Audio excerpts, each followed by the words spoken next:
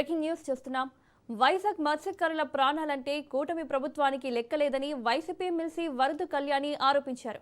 గల్లంతైన మత్స్యకారుల జాడ తెలుసుకోవడానికి ప్రభుత్వం కేవలం 3 రోజులు మాత్రమే రెస్క్యూ ఆపరేషన్ నిర్వహించడం విచారకరమన్నారు.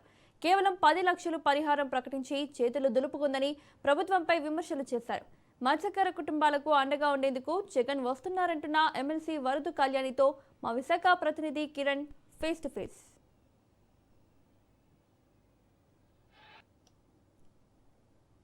సముద్రంలో గల్లంతైన మత్స్యకారులు ఎవరైతే ఉన్నారో ఆ కుటుంబాలను ఓదార్చేందుకు, ముఖ్యంగా వాళ్ళకి భరోసా కల్పిస్తూ ఆ కుటుంబాలకు సానుభూతి తెలియజేసేందుకు మాజీ ముఖ్యమంత్రి వైఎస్ జగన్మోహన్ రెడ్డి ఈరోజు విశాఖ పర్యటనలో భాగంగా జబ్బార్ తోట ఎవరైతే ఉన్నారో మత్స్యకార కుటుంబాలు అక్కడికి స్వయంగా రావడం జరిగింది. ఈ నేపథ్యంలో ఎమ్మెల్సీ వరద కళ్యాణ్ మనతో ఉన్నారు. ఆ మేడం అడిగి మరింత సమాచారం తెలుసుకుందాం.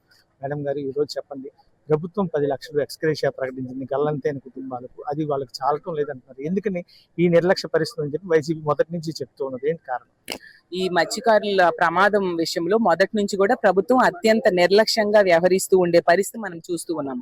ఎందుకంటే సంఘటన జరిగింది 4వ తేదీ 3:30కి 7 గంటల వరకు వెతికాక కుటుంబ సభ్యులు అధికారులకి సమాచారం అందించారు. ఆ విషయాన్ని ఆర్డీఓ కూడా నిర్ధారించడం జరిగింది.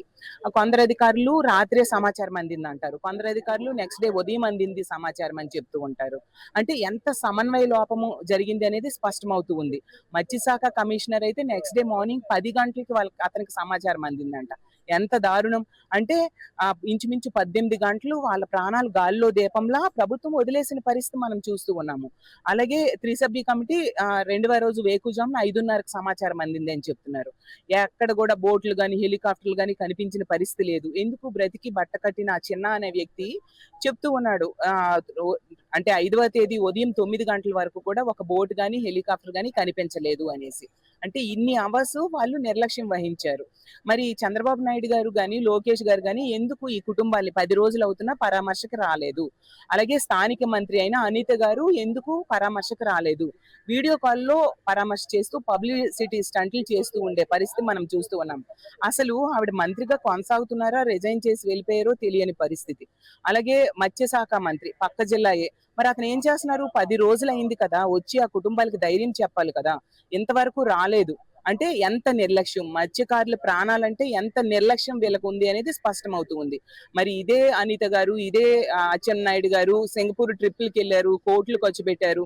ఆ కోట్లేవో ఈ మత్స్యకార కుటుంబాలకి ఆదుకోవడానికి ఉపయోగించవచ్చు కదా. 10 లక్షలు ఏ కోసన సరిపోతుంది? వీళ్ళ మీద డిపెండ్ అయి ఈ మహిళలందరూ కూడా బ్రతుకుతూ ఉండే పరిస్థితి. వాళ్ళ ఇంటి పెద్ద ఈ రోజు కనిపించకుండా పోయి చనిపోయే పరిస్థితుల్లో వాళ్ళు ఎలా బ్రతుకుతారు?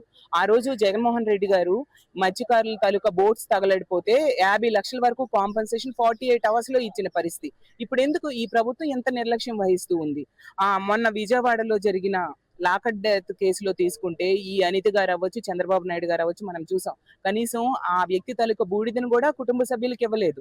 ఈ రోజు తీసుకుంటే మత్స్యకారుల డెడ్ బాడీస్ ని కూడా వాళ్ళ కుటుంబ సభ్యులకి ఇవ్వలేని చాతకాని ప్రభుత్వం మనం ఈ రోజు చూస్తూ ఉన్నాము. ఖచ్చితంగా రానున్న రోజుల్లో ఈ మత్స్యకారులు అవ్వచ్చు, బీసీలు అవ్వచ్చు, ఈ ప్రభుత్వానికి తగిన బుద్ధి చెప్పడానికి సిద్ధంగా ఉన్నారు.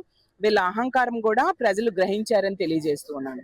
మత్స్యకారులు గల్లంతయ్యారని చెప్తున్నారు చెప్ప చనిపోయారని చెప్పి నిర్ధారణ అయితే ఇంతవరకు చేయలేదని చెప్పి 3 మెన్ కమిటీ చెప్తున్న పరిస్థితి ఉంది. అందుకనే అందాక వాళ్ళకి ఆర్థికంగా చేయూతనిచ్చేందుకే కేవలం వాళ్ళ ఉపాధి కోసమే 10 లక్షలు ఇచ్చామని చెప్పి గవర్నమెంట్ చెప్తుంది. దానికి మీరేమంటారు? మరి సెర్చ్ ఆపరేషన్ ఎందుకంటే ఆపేశారు? 3 రోజులు తూతూ మంత్రంగా వెతికేసి వెంటనే ఆపేశారు ఎందుకు అని నేను అడుగుతూ ఉన్నాను. అంటే ఎంత నిర్లక్ష్యమా? మరి బ్రతికునేటప్పుడు అది కంటిన్యూ చేసి, వెతుకులాట అనేది కంటిన్యూ చేసి వాళ్ళని బ్రతికించి తీసుకురావాలి కదా. ఎందుకు ఆపేశారు వీళ్ళు? అంటే తప్పించుకునే ధోరణి. మత్స్యకారుల్ని ఓట్ బ్యాంక్స్ గా వాడుకున్నారు, ఓట్లు వేయించుకున్నారు, ఎన్నికలు అయిపోయి ఇంత భారీ మెజారిటీస్ తో గెలిచారు. ఇంకా వాళ్ళ అవసరం మనకు లేదు కాబట్టి ఈ కూటమిలో ముఖ్యమంత్రి గారు, డిప్యూటీ సీఎం గారు అవ్వచ్చు, హోంమంత్రి గారు అవ్వచ్చు, అలాగే మత్స్యశాఖ మంత్రి గారు అవ్వచ్చు, ఎంత నిర్లక్ష్యంగా వ్యవహరిస్తూ ఉండే పరిస్థితి క్లియర్ గా అర్థమవుతుంది. జగన్మోహన్ రెడ్డి ఈ రోజు ఇక్కడికి వచ్చి వీళ్ళందరూ కూడా పరామర్శించిన పరిస్థితి. ఇక్కడ నుంచి ఏమైనా వాళ్ళకి ఆర్థిక చేయూత ఇచ్చేందుకు ఏమైనా అనౌన్స్మెంట్ చేసే అవకాశం ఉంటుందా? అలాగే మావి గన్ అని చెప్పి మీరు తెర మీద తీసుకొచ్చిన వైఎస్ఆర్ కాంగ్రెస్ పార్టీ దానికోసం కానీ, లేదంటే రాబోయే 2027లో తన పాదయాత్ర కొనసాగుతున్నట్టు ఆ దిశగా ఇక్కడి నుంచి ఏమైనా సరే అనౌన్స్మెంట్ చేసే అవకాశం ఏదైనా ఉంటుందా? వైఎస్ఆర్ కాంగ్రెస్ పార్టీ శ్రేణులన్నీ కూడా ఎంతో ఆసక్తిగా ఈ అనౌన్స్మెంట్ కోసం ఎదురు చూస్తున్న పరిస్థితి కనిపిస్తుంది. ఒకటి అండి, ఈ రోజు ఈ గల్లంతైన మత్స్యకార కుటుంబాలని పరామర్శ చేయడానికి జగన్మోహన్ రెడ్డి గారు వస్తున్నారు. కాబట్టి దానికి సంబంధించిన ఏదైనా అతను నిర్ణయం తీసుకొని మాట్లాడొచ్చు. అది జగన్ గారు డిసైడ్ చేస్తారు. ఇంకా మావిగన్ గురించి అవన్నీ కూడా మాట్లాడే సందర్భం ఇది కాదు. సో దానికి ఇంకో సందర్భంలో మాట్లాడతారు. రెగ్యులర్ గా ఆ రోజు మాట్లాడారు. రెగ్యులర్ గా మా పార్టీ నాయకులు అందరూ కూడా మాట్లాడుతూ ఉన్నారు. ఖచ్చితంగా దాని మీద సరైన సందర్భంలో మళ్ళీ మాట్లాడతారు. మత్స్యకారులకు సంబంధించి ఎటువంటి భరోసా ఇచ్చే ఎక్స్పెక్టేషన్ ఉంది? జగన్ గారు ఎప్పుడు మత్స్యకారులకు అండగా నిలబడ్డారండి. అప్పుడు మత్స్యకార భరోసా ద్వారా ఎన్నో కుటుంబాల్లో వెలుగులు నింపిన పరిస్థితి మనం చూసాము. అలాగే మన విశాఖపట్నంలో బోట్లు కాలిపోతే 48 గంటల్లో వాళ్ళకి కాంపెన్సేషన్ ఇవ్వడం జరిగింది. ప్రతి సందర్భంలో కూడా మత్స్యకారులకు అండగా జగన్మోహన్ రెడ్డి గారు నిలబడ్డారు.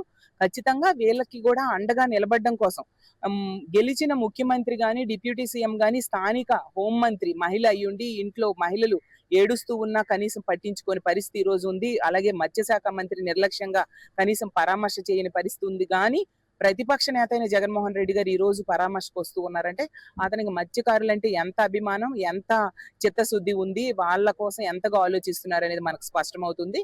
రానున్న రోజుల్లో కూడా వాళ్ళకి అండగా జగన్మోహన్ రెడ్డి గారు నిలబడతారని తెలియజేస్తారు. ఏదైతే ఈ రోజు ఎమ్మెల్సీ వరదు కళ్యాణి చెప్తుందని బట్టి ఖచ్చితంగా మత్స్యకారులకు అండగా ఉండేందుకు వైఎస్ జగన్మోహన్ రెడ్డి ఈ రోజు స్వయంగా తానే ఎవరైతే మత్స్యకారులు గల్లంతయ్యారో ఆ కుటుంబాలను పరామర్శించి వాళ్ళని ఓదార్చేందుకు విశాఖపట్నం జబ్బార్ తోటకు రావడం జరుగుతుందని చెప్పి ఖచ్చితంగా వాళ్ళకి ఏదైనా సరే సానుకూలంగా అనుకూలంగా వాళ్ళకి ఒక భరోసా ఇచ్చేటువంటి అనౌన్స్మెంట్ అయితే ఖచ్చితంగా ఉంటుందని చెప్పి ముఖ్యమంత్రి కానీ, డిప్యూటీ సీఎం కానీ, అదేవిధంగా మత్స్యశాఖ మంత్రి అయినటువంటి అచ్చెన్నాయుడు కానీ ఏ ఒక్కరు కూడా ఇక్కడికి వచ్చి వాళ్ళ బాధలు కానీ వాళ్ళ సమస్య కానీ పట్టించుకోలేదని చెప్పి కేవలం 3 రోజుల పాటు రెస్క్యూ ఆపరేషన్ అయితే నిర్వహించి ఆపేసిన నేపథ్యంలో మత్స్యకారుల ప్రాణాలంటే ఈ కూటమి సర్కారుకి లెక్కే లేదని చెప్పి ఆరోపిస్తున్న పరిస్థితి. కెమెరామెన్ రాజ్తో కిరణ్ కుమార్, రాజ్ న్యూస్, వైజాగ్.